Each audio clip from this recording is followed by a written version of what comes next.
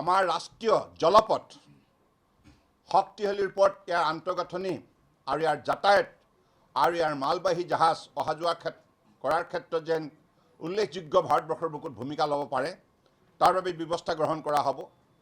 আপোনালোকে জানে গংগা ব্ৰহ্মপুত্ৰৰ পৰা আৰম্ভ কৰি বিভিন্ন ৰাষ্ট্ৰীয় জলপথত ইতিমধ্যে খনন কাৰ্যৰ ক্ষেত্ৰত এই বিভাগে উল্লেখযোগ্য ভূমিকা পালন কৰিছে আৰু ৰিভাৰ ক্ৰুজৰ ক্ষেত্ৰতো পৰ্যটন বিভাগক শক্তিশালী কৰাৰ বাবে এই বিভাগে গুৰুত্বপূৰ্ণ ভূমিকা পালন কৰি আহিছে আৰু বিশ্বৰ বুকুত মেৰিটাইম নেশ্যন হিচাপে ভাৰতবৰ্ষ উল্লেখযোগ্য স্থান দখল কৰিবলৈ সক্ষম হৈছে।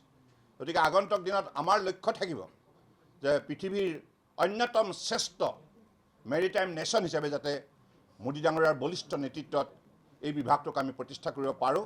তাৰ বাবে যিখিনি আমাৰ কৰণীয় কাম সেইখিনি দৃঢ়তাৰে কৰা হ'ব। নিশ্চিতভাৱে উত্তৰ পূৰ্বাঞ্চলৰ 18খন আপোনালোকে জানে স্বীকৃতিপ্ৰাপ্ত ৰাষ্ট্ৰীয় জলপথ আছে।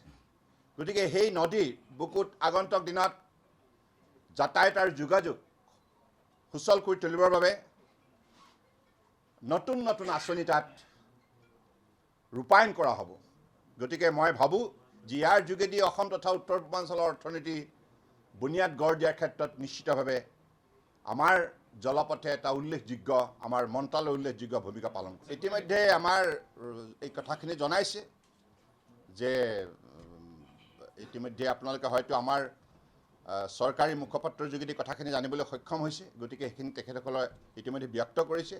মই ইমানেই ক'ম যে মাননীয় প্ৰধানমন্ত্ৰী নৰেন্দ্ৰ মোদী ডাঙৰীয়াই যি লক্ষ্য বান্ধি দিছে আমাৰ সকলোৰে বাবে যে ভাৰতবৰ্ষক 2047 ভিতৰত এখন আত্মনিৰ্ভৰ উন্নত ৰাষ্ট্ৰ হিচাপে গঢ়ি তোলা হ'ব আৰু সেই লক্ষ্য উপনীত হ'বৰ বাবে প্ৰতিটো ভাৰত চৰকাৰৰ বিভাগে মন্ত্ৰালয়ে দৃঢ়তাৰে দক্ষতাৰে সততাৰে কাম কৰিব লাগিব।